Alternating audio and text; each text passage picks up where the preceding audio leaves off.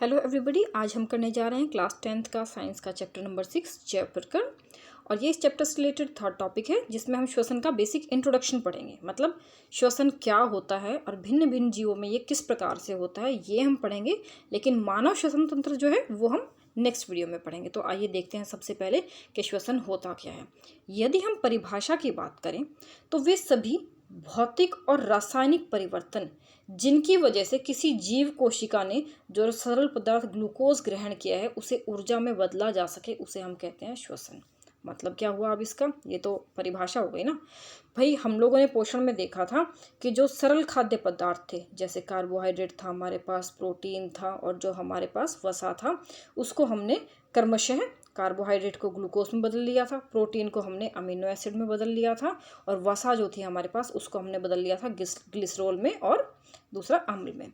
और ये जो ग्लिसरॉल और अम्ल है इनको भी यदि शरीर को आवश्यकता हो तो ग्लूकोज में बदला जा सकता है। इतना हम पढ़ चुके हैं, ठीक है। और ग्लूकोज में बदलने के बाद जो हमारी दीर्घरोम थे उनकी सहायता से कोशिका के द्वारा अवशोषित भी कर लिया गया था ग्लूकोज। तो यहाँ हम क्या देख रहे हैं कि भाई जो ग्लूकोज है वो कोशिकाओं के द्वारा जो है ना अवशोषित कर लिया गया है, ठीक है। लेकिन अब अवशोषित तो कर लिया गया, लेकिन इस ग्लूकोज से ऊर्जा भी प्राप्त करना आवश्यक है। तो श्वसन को क्या हो गया, इस ग्लूकोज को ऊर्जा में बदलने के लिए जो जो भौतिक और रासायनिक परिवर्तन किसी भी जीव की कोशिका में हुए हैं ना, उन सभी को हम क्या कहते हैं, श्वसन। जैसे अजैव के पदार्थ की अगर हम बात करें तो हम इसे कैसे समझ सकते हैं कि मान लीजिए हमारे पास एक मोमबत्ती है, ठीक है। हम सभी को पता है कि मोमबत्ती से जो है ना हमें प्रकाश ऊर्जा मिल सकती है। मतलब हम मोमबत्ती जला के जो है ना हमें दिखाई दे जाएगा अगर कभी लाइट नहीं आ रही तो। लेकिन उस मोमबत्ती को अगर ऐसे ही हम रखेंगे तो हमें ऊर्जा मिलेगी नहीं। हमें उस मोमबत्ती को जो है ना माचिस की तिल्ली से जलाना पड़ेगा, और वो भी वहाँ ऑक्सीजन भी होनी चाहिए। यानी क्या हुआ, उस मोमबत्ती से ऊर्जा प्राप्त करने के लिए हमें उसे जलाना पड़ा, है ना। तो ये तो हो गई अजैव पदार्थों की बात। तो इसी प्रकार से हमें इस ग्लूकोज को जो है ना जलाना पड़ेगा या किसी ऐसे रूप में बदलना पड़ेगा ताकि हमें इससे ऊर्जा प्राप्त हो जाए, ठीक है। तो श्वसन क्या हो गया भाई, भौतिक और रासायनिक क्रियाएं जिनके वजह से किसी जीव कोशिका ने जो भोजन ग्रहण किया है सरल पदार्थ में उसे बदल लिया है, उसे ऊर्जा में बदला जाए। अब ये जो ऊर्जा बनी है इस ऊर्जा को फिर किसी भी जीव के द्वारा एटीपी के रूप में सुरक्षित रख दिया जाता है। अब ये एटीपी क्या होता है, एटीपी एक ऐसा अणु होता है, एक ऐसा रसायन होता है जिसके रूप में ऊर्जा को रखा जा सकता है, ठीक है। अब एक क्वेश्चन आता है भाई कि रसायन के रूप में तो हमारे पास कार्बोहाइड्रेट ही रखा था ना, हमने एटीपी को हमें बदलने की क्या ज़रूरत पड़ी, ऊर्जा में बदला फिर एटीपी में बदलने की क्या ज़रूरत पड़ी, क्योंकि हमें इस ग्लूकोज से इतनी जल्दी ऊर्जा नहीं मिलेगी। ग्लूकोज जो है ना हमारे शरीर में लंबे समय तक स्टोर होकर नहीं रख सकता, लेकिन एटीपी जो है ना वो बहुत जल्दी तो ऊर्जा में बदल जाएगा ऑटोमेटिकली, जैसे ही आपको ज़रूरत पड़ी वैसे ही बदल जाएगा। और दूसरा, इस रूप में जो है ना ऊर्जा को हमारे शरीर में क्या रखा जा सकता है, सुरक्षित रखा जा सकता है, ठीक है। ये हो गई हमारी बेसिक इंट्रोडक्शन की बात श्वसन की। अब उसके बाद आता है कि श्वसन किस किस प्रकार से हो सकता है, या फिर जो हमारे पास ग्लूकोज बना था हमारे पास भाई श्वसन में हम यही बात की ना कि श्वसन कैसा हुआ था कि ग्लूकोज से हमने ऊर्जा प्राप्त की। तो ग्लूकोज से किस किस प्रकार से, विभिन्न प्रकार से हम ऊर्जा प्राप्त कर सकते हैं, ये हम इस टॉपिक में देखेंगे। अब ग्लूकोज से हमने जो ऊर्जा प्राप्त करनी है उसमें सबसे पहले तो क्या होता है कि ग्लूकोज जो है ना कोशिका द्रव्य में, कोशिका द्रव्य क्या होता है, जो ये कोशिका होती है उसके बीच में ये क्या होता है, नाभिक होता है इसका, और इसके जो बीच का ये वाला जो एरिया होता है ये क्या होता है, कोशिका द्रव्य, ठीक है। कोशिका द्रव्य में क्या होता है, कोशिका द्रव्य में जाके ग्लूकोज जो है ना वो पाइरुवेट में बदल जाता है। अब ग्लूकोज हमारे पास है 6 कार्बन का अणु, हमने अभी भी देखा था ग्लूकोज का सूत्र क्या होता है, C6H12O6, ठीक है। और जबकि ये पाइरुवेट क्या होता है, ये होता है 3 कार्बन का अणु, ठीक है। और ये क्योंकि 3 कार्बन के अणु में बदला, पहले कितने थे, 6 कार्बन थे, तो इसके साथ साथ ऊर्जा भी निकलती है। इतनी काम हो गया, इतना जो काम है ग्लूकोज का पाइरुवेट और ऊर्जा में बदलना, इतना काम तो जो है ना सभी, कोई भी जीव जंतु हो, चाहे पेड़ हो, पौधा हो, कोई माइक्रो ऑर्गेनिज्म हो यानी सूक्ष्म जीवी हो, उन सभी में बिल्कुल बराबर होता है। इतना परिवर्तन सब में सेम होगा, ठीक है। उसके बाद आगे का जो इससे परिवर्तन है वो इस बात पे निर्भर करता है कि जो हमारे पास जीव है उसकी ऊर्जा की आवश्यकताएं कितनी हैं और वो कैसे एटमॉस्फेयर में रह रहा है, कैसे पर्यावरण में रह रहा है, वहाँ ऑक्सीजन की उपलब्धता है या नहीं है। यदि मान लो जैसे ईस्ट है हमारे पास, ईस्ट के केस में जो है ना ऑक्सीजन की अनुपस्थिति होती है, यानी ईस्ट जहाँ रहता है मान लो वहाँ पे ऑक्सीजन अवेलेबल नहीं है, तो वहाँ ईस्ट के केस में किस में बदलेगा, जो पायरुवेट था इथेनॉल में, कार्बन डाइऑक्साइड में और साथ में ऊर्जा में। ठीक है, यानी हमारा अगर ईस्ट है तो ईस्ट में जो ग्लूकोज का विखंडन होता है वह ऑक्सीजन की अनुपस्थिति में होता है, और ईस्ट के केस में जो पहले ग्लूकोज कोशिका द्रव्य में ही पायरुवेट में बदला, और फिर ये पायरुवेट ये हमारा इथेनॉल, कार्बन डाइऑक्साइड और ऊर्जा में बदल गया। ठीक है, अब ये बात हो गई ईस्ट की। उसके बाद आता है दूसरा केस हमारे पास जो है, कभी कभी क्या होता है कि अगर हम बहुत ज़्यादा दौड़ लेते हैं या फिर हम बहुत ज़्यादा काम कर लेते हैं, मान लो या बहुत ज़्यादा जल्दी खड़े रह गए, तो हमारे जो पैर है ना, पैर की जो मांसपेशियाँ होती हैं, मांसपेशियाँ क्या होती है, जो हमारे पैर का मांस होता है, ठीक है, इसमें दर्द होने लग जाता है। वो दर्द क्यों होता है, आपने सोचा है कभी?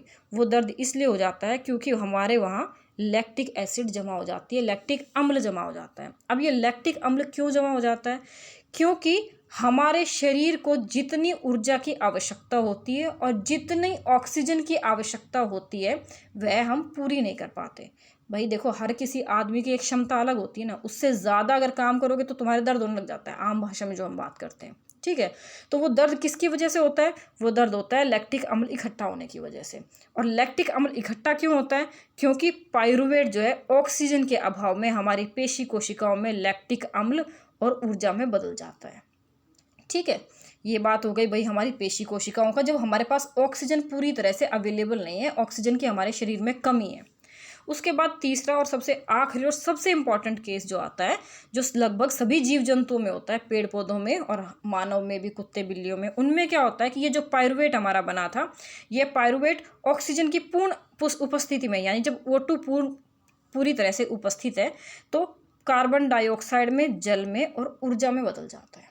ठीक है, अब एक महत्वपूर्ण चीज़ और है याद रखने की, कि ये जो शुरू के दोनों परिवर्तन हुए थे, जब ऑक्सीजन के अभाव में और ऑक्सीजन की अनुपस्थिति में, वो दोनों परिवर्तन तो होते हैं कोशिका द्रव्य में।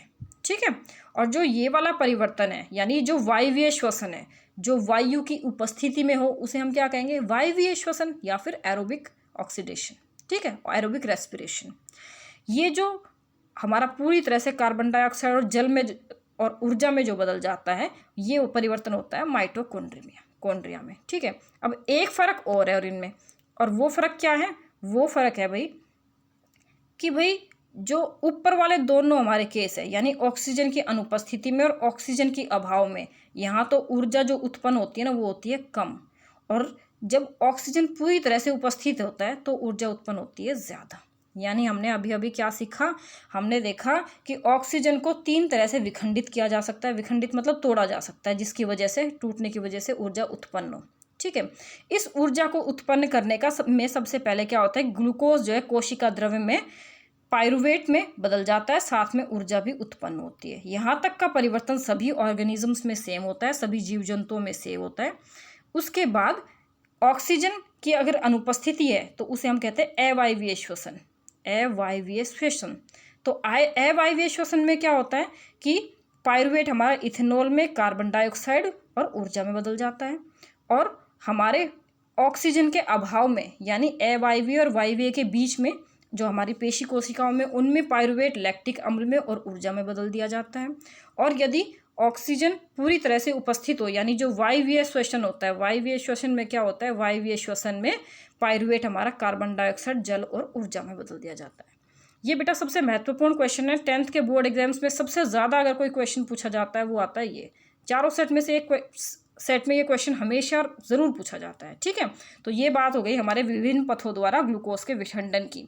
यानी विभिन्न पथों द्वारा ग्लूकोज का विखंडन अलग अलग तरह से होगा, और वो इस बात पे निर्भर करेगा कि हमारे पास जो जीव जंतु है वो कैसा है, और उसकी पर्यावरण की जो स्थिति है वो कैसी है, और उसकी ऊर्जा की आवश्यकताएँ कैसी हैं। ठीक है, अब उसके बाद आता है हमारे पास कि पौधों में श्वसन कैसे होता है। अगर हम बात करें कि पौधों में श्वसन कैसे होता है, तो हमें पता है कि एक तो ये पता है, हमने अब तक पढ़ लिया है कि प्रकाश संश्लेषण में क्या होता है कि भाई कार्बन डाइऑक्साइड मिलती है और जल मिलता है, और जिसकी वजह से जो है ना हमारे पास ग्लूकोज पैदा हो जाता है या ग्लूकोज बन जाता है। अब ग्लूकोज बन गया, अब ग्लूकोज बनने के बाद क्या होता है? ग्लूकोज बनने के बाद जो है ना पौधे की भी कुछ आवश्यकताएं होती है अपनी वृद्धि के लिए, अपने विकास के लिए। उस आवश्यकताओं को, डेफिनेट सी बात है, उसको भी ऊर्जा की आवश्यकता पड़ेगी ना। उस ऊर्जा की आवश्यकता कैसे पूरी होगी? श्वसन के माध्यम से पूरी होगी। तो दिन के समय तो जो है ना पौधे में क्या होता है कि प्रकाश संश्लेषण भी होता है, श्वसन भी होता है। प्रकाश संश्लेषण में तो क्या होता है? प्रकाश संश्लेषण में तो पौधा क्या छोड़ता है? ऑक्सीजन छोड़ता है। और श्वसन में क्या होता है कि पौधा जो है ना कार्बन डाइऑक्साइड छोड़ता है। लेकिन प्रकाश संश्लेषण में क्योंकि कार्बन डाइऑक्साइड इस्तेमाल होती है, इसलिए दिन के समय पौधा कोई कार्बन डाइऑक्साइड नहीं छोड़ता। जितना छोड़ता है उतना का उतना ही जो है ना प्रकाश संश्लेषण में इस्तेमाल हो जाता है।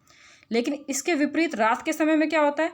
रात के समय हमें पता है कि पौधा जो है ना सूर्य का प्रकाश नहीं होता, इसलिए प्रकाश संश्लेषण नहीं करता। तो रात के समय में पौधा जो है ना वो श्वसन करता है और कार्बन डाइऑक्साइड छोड़ता है। और ये कार्बन डाइऑक्साइड किसकी सहायता से छोड़ता है? ये भी अपने रंध्रों की सहायता से छोड़ता है। और कार्बन डाइऑक्साइड में जो छोड़ने का ये परिवर्तन है, ये भी पौधे की माइटोकॉन्ड्रिया में होता है। यानी पौधा दिन के समय जो है ना वो कार्बन डाइऑक्साइड नहीं छोड़ता, रात के समय छोड़ता है। रात के समय क्यों छोड़ता है? क्योंकि रात के समय सिर्फ श्वसन होता है। और दिन के समय क्यों नहीं छोड़ता? क्योंकि दिन के समय प्रकाश संश्लेषण और श्वसन दोनों होते हैं। और दोनों होने की वजह से श्वसन के द्वारा जितनी कार्बन डाइऑक्साइड छोड़ी गई वो सारी प्रकाश संश्लेषण के द्वारा इस्तेमाल कर ली गई। ठीक है, अब चलते हैं भाई हम कि जलीय जीवों में श्वसन दर। एक क्वेश्चन कई बार पूछा जाता है 2 नंबर का कि जलीय जीवों में जो है ना श्वसन दर अधिक होती है। श्वसन दर क्यों अधिक होती है जलीय जीवों में? क्योंकि जलीय जीवों में को अपनी श्वास लेने के लिए जो है ना जल में घुली हुई ऑक्सीजन का इस्तेमाल करना पड़ता है। और जो जल में घुली हुई ऑक्सीजन होती है उसकी मात्रा कम होती है बजाय कि वायुमंडल वाली ऑक्सीजन के। इसीलिए जलीय जीवों में श्वसन दर कम होती है। आगे बात समझ में? क्यों कम होती है? क्योंकि उन्हें जल में घुली हुई ऑक्सीजन का इस्तेमाल करना पड़ता है और जल में ऑक्सीजन की मात्रा कम होती है। ये हमारा बेसिक इंट्रोडक्शन था। आशा करते हैं कि आपको ये टॉपिक समझ आया।